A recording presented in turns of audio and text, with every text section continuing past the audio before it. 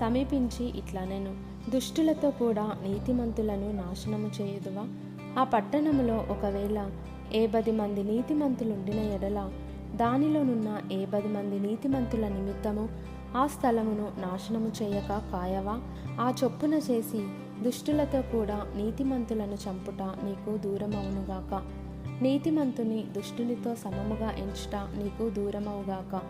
సర్వలోకమునకు తీర్పు తీర్చువాడు న్యాయము చేయడా అని చెప్పినప్పుడు యెహోవా, సొదొమ పట్టణములో 70 మంది నీతిమంతులు నాకు కనబడిన ఎడల వారిని బట్టి ఆ స్థలమంతటిని కాయుదుననెను.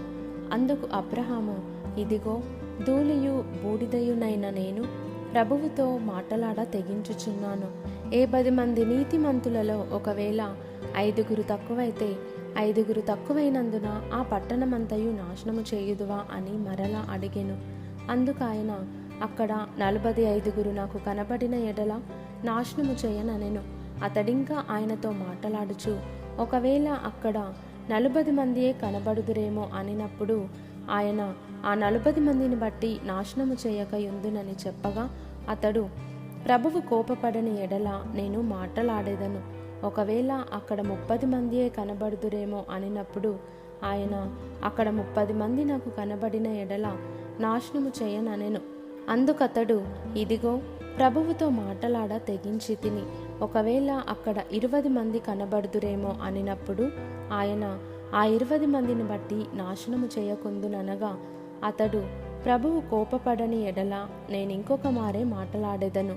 ఒకవేళ అక్కడ 10 మంది కనబడుదురేమో అనినప్పుడు ఆయన, ఆ 10 మందిని బట్టి నాశనము చేయక యుందుననెను.